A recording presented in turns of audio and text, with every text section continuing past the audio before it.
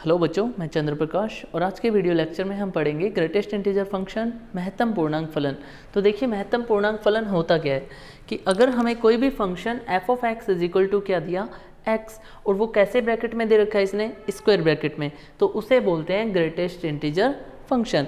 अब इसका मतलब क्या होता है, सबसे पहले ये तो पता करें। तो ये कहता है कि अगर हमें इस कोष्टक में या इस ब्रैकेट में कोई भी वैल्यू दे दी जाए, जैसे 2.5 दे दिया, तो ये ब्रैकेट इसमें से क्या बाहर निकालेगा, एक इंटीजर बाहर निकालेगा। तो इसमें से बाहर क्या आया 2। अब यहाँ पे हमने लिया 3.7। अब इस ब्रैकेट में 3.7 है बच्चों, तो इसने बाहर क्या निकाला, इंटीजर 3। उसके बाद माइनस का 1.6 है, तो इसने क्या बाहर निकाला, माइनस का 2।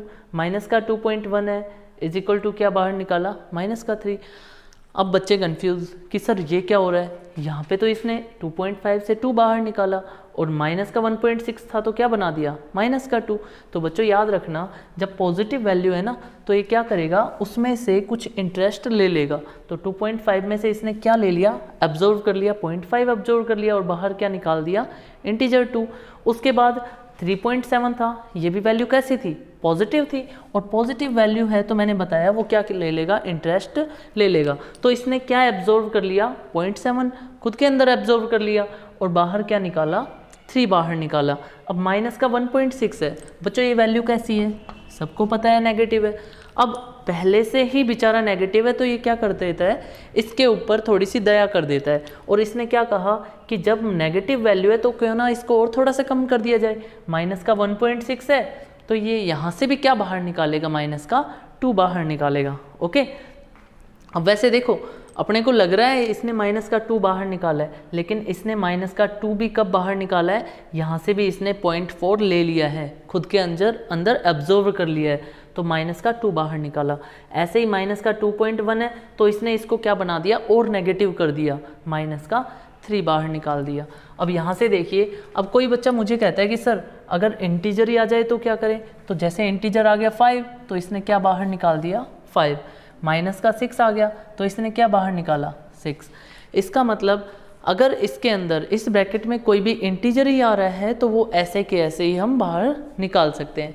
अब हम बात करते हैं कि इसका ग्राफ कैसा बनता है। बच्चों इसका ग्राफ, ग्रेटेस्ट इंटीजर फंक्शन का जो ग्राफ होता है वो कैसा बनता है, उसमें स्टेयर्स बनती है। कैसी स्टेयर्स, जैसे ये, फिर उसके बाद एक ये, फिर उसके बाद ये, फिर उसके बाद ये, ऐसे इस तरीके से स्टेयर्स चलती जाती है, सीढ़ियाँ। तो हम इसको बना के भी देख लेते हैं।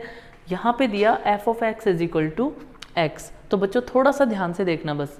अब यहाँ पे सबसे पहले मैंने क्या किया, इसके अंदर x की जगह 0 पुट किया, तो मेरे पास आंसर कितना आया, 0। क्यों, क्योंकि मैं इसे किस में रखूँगा, स्क्वायर ब्रैकेट में, और स्क्वायर ब्रैकेट में कोई भी इंटीजर आ जाता है तो बाहर क्या निकालता है, ऐसे कैसे बाहर निकाल देता है। तो 0 रखा तो क्या बाहर आया, 0। तो ये मेरा पहला पॉइंट आया 0। इज दैट क्लियर या। अब उसके बाद मैं क्या करता हूँ, 0.1 स्टेप ही मैं आगे चलता हूँ। मैंने x की वैल्यू कितनी ले ली, 0.1। तो इसने क्या किया, f of 0.1 is equal to greatest integer में रखा हमने ब्रैकेट में 0.1। अब हमने पढ़ा था कि कोई भी पॉजिटिव वैल्यू आ जाएगी तो वो क्या करेगा, 0.1 एब्जॉर्व कर लेगा और बाहर क्या निकाला, 0। तो भाई हमने x तो लिया 0.1, लेकिन y कितना आया, 0। ओके, ऐसे ही 0.2 लेंगे, f of 0.2 is equal to square bracket 0.2 is equal to बाहर कितना निकाला, 0।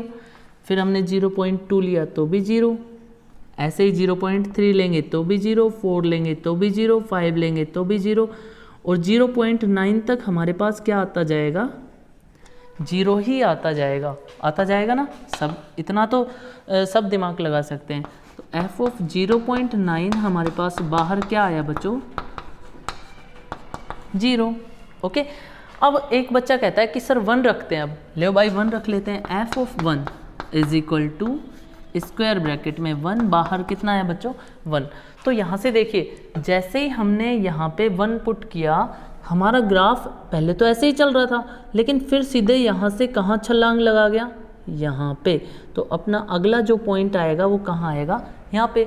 हमारा ग्राफ यहाँ से सीधा यहाँ पे गया, इसका मतलब 1 पे जो पॉइंट था उसकी जगह हमें क्या करना पड़ेगा, एक होल इंडिकेट करना पड़ेगा। ये लो, ये बना दिया होल। होल का मतलब यहाँ पे हमारा ग्राफ ब्रेक हो गया। अब हमारा ग्राफ कहाँ से बनना स्टार्ट होगा, यहाँ से।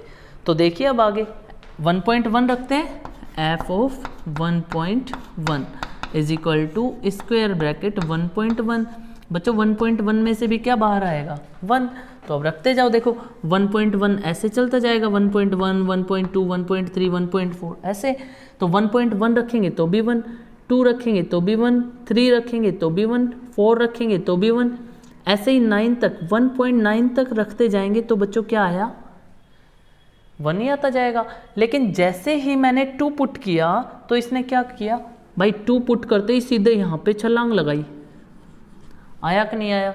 और यहाँ पे इसने क्या बना दिया, एक होल बना दिया। क्यों, क्योंकि ग्राफ वापस यहाँ पे ब्रेक होके 2 रखा तो 2 ही आएगा, और कहाँ पे चला गया, ऊपर चला गया। अब उसके बाद फिर से 2.1 पुट करेंगे तो 2, 2.2 पुट करेंगे तो 2, 2.3 पुट करेंगे तो 2, 2.9 पुट करेंगे तो 2। ओके, अब जैसे ही हमने 3 रखा तो 3 रखते ही फिर से हमारा ग्राफ यहाँ पे तो क्या बना देगा, होल। और कहाँ से, यहाँ से कहाँ जंप करेगा, सीधा 3 के ऊपर, ये लो। ओके, अब 3.1 रखेंगे तो 3, 3.2 रखेंगे तो 3, 3.9 रखेंगे तो 3। ओके, अब जैसे ही हमने 4 रखा, हमारे ग्राफ ने वापस क्या किया, यहाँ पे एक होल किया। क्यों, क्योंकि यहाँ से ग्राफ हमारा सीधा कहाँ जंप कर रहा है, 4 के ऊपर। नेक्स्ट पॉइंट यहाँ पे, फिर हमारा ग्राफ आगे कंटिन्यू चलते जाएगा, ये लो। तो ये जो ग्राफ है हमारा, ये ग्राफ कैसा है बच्चों, स्टेयर्स बन रही है। देखो घर में सबके स्टेयर्स होती है, तो यहाँ से ये देखिए ये स्टेयर्स बन गई। तो ये जो ग्राफ होता है, ये किसका ग्राफ होता है, ग्रेटेस्ट इंटीजर फंक्शन का ग्राफ होता है।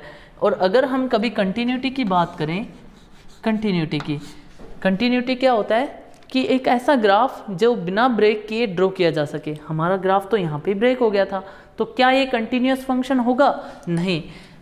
ग्रेटेस्ट इंटीजर फंक्शन एक कंटिन्यूस फंक्शन नहीं होता है। ओके, आज का हमारा यही टॉपिक था। थैंक यू बच्चों।